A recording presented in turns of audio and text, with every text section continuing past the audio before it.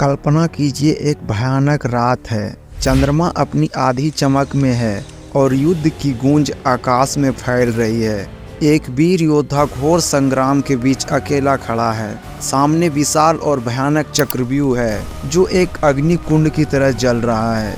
वो योद्धा है अभिमन्यु, जिसने केवल 16 वर्ष की उम्र में वो किया जो बड़े बड़े महारथी भी करने में असमर्थ थे।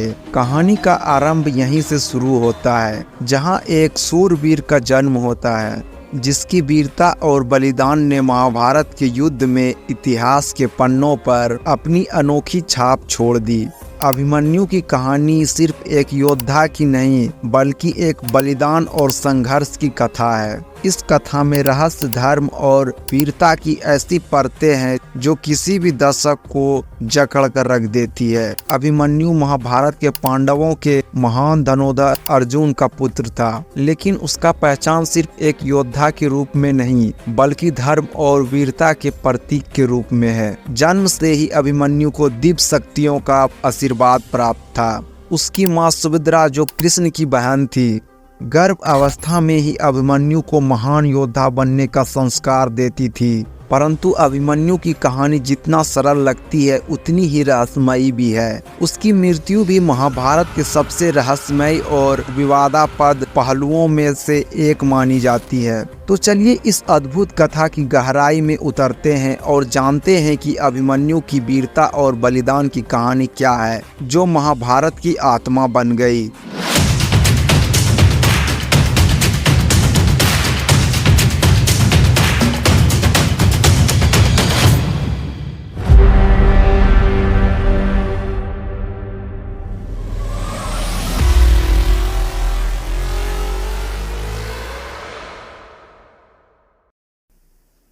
अभिमन्यु का जन्म विशेष काल में हुआ था, जब महाभारत युद्ध की स्थिति दिन प्रतिदिन भयावह होती जा रही थी। श्री कृष्ण और अर्जुन के बीच यह चर्चा होती थी कि पांडव के लिए भविष्य अंधकारमय हो सकता है। ऐसे समय में एक दिव्य योद्धा की आवश्यकता थी जो धर्म की रक्षा कर सके।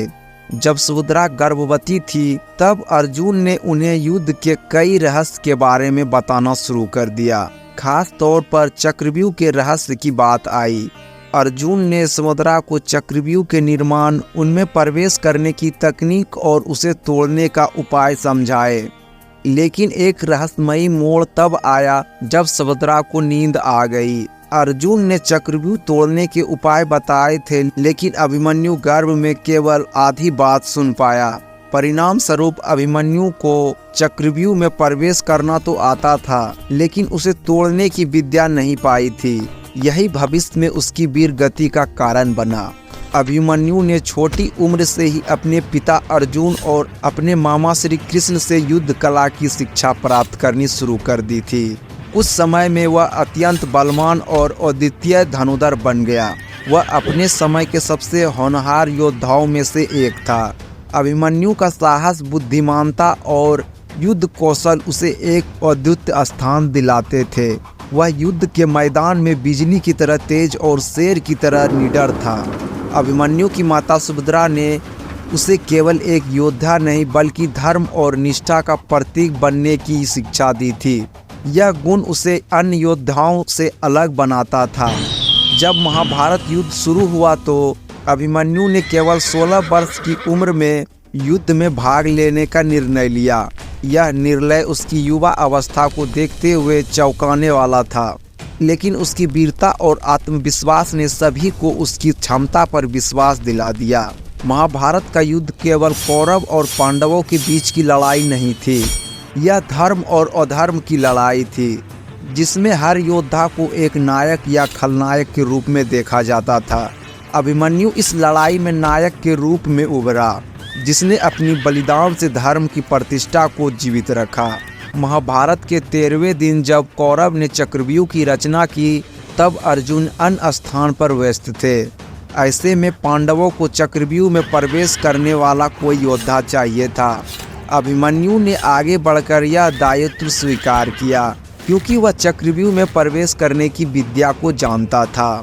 लेकिन उसे यह भी ज्ञात था कि उसे चक्रव्यूह से वापस निकलने का कोई भी तरीका नहीं पता था। फिर भी धर्म की रक्षा और पांडव की जीत के लिए उन्होंने अपनी जान की परवाह किए बिना इस असंभव कार्य को अंजाम देने का प्रण लिया। कौन हो तुम बालक?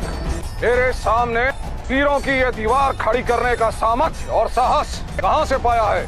मैं पांडु पुत्र अर्जुन तथा यादव कन्या सुभद्रा का पुत्र अभिमन्यु हूँ। मामा श्री कृष्ण की गोद में खेला हूँ मैं, और आज मृत्यु की गोद में खेलने के लिए इस रणभूमि में उपस्थित हूँ।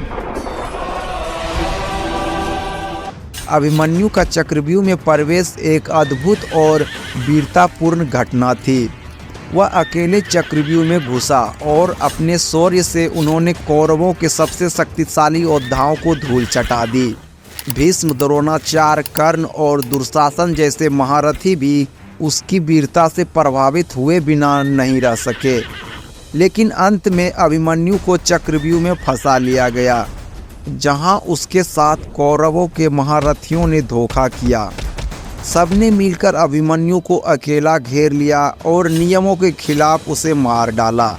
यह घटना महाभारत युद्ध के सबसे दुखद और रहस्यमय पहलुओं में से एक मानी जाती है। मेरे पिता से कहिएगा कि मैंने उनके नाम पर लांछन नहीं लगने दिया।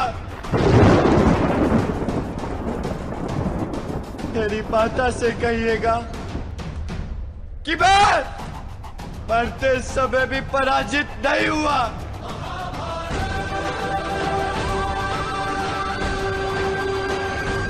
अभिमन्यु की मृत्यु केवल एक वीर गति नहीं थी, बल्कि यह धर्म और अधर्म के बीच सबसे जटिल लड़ाई का प्रतीक थी। अभिमन्यु की मृत्यु के बाद महाभारत का युद्ध पूरी तरह से बदल गया। यह बलिदान केवल पांडवों के लिए एक गहरा आघात नहीं था, बल्कि उससे धर्म की रक्षा के लिए लड़ रहे योद्धाओं में से एक नई ऊर्जा का संचार हुआ। अभिमन्यु का बलिदान महाभारत के युद्ध को एक निर्णय मोड़ पर ले आया, जहां धर्म की विजय सुनिश्चित होनी थी। यह भी माना जाता है कि अभिमन्यु की आत्मा युद्ध के अंत तक पांडवों के साथ रही, उन्हें शक्ति और साहस प्रदान करती रही। अभिमन्यु की कहानी केवल एक वीर योद्धा की नहीं, बल्कि धर्म, निष्ठा और साहस की अमर कथा है। आज भी अभिमन्यु को भारतीय इतिहास और धर्मशास्त्र में सबसे वीर और निस्वार्थ योद्धा में से एक माना जाता है। उसकी कथा हमें यह सिखाती है कि धर्म की रक्षा के लिए हर स्थिति में त्याग और बलिदान का महत्व कितना बड़ा होता है।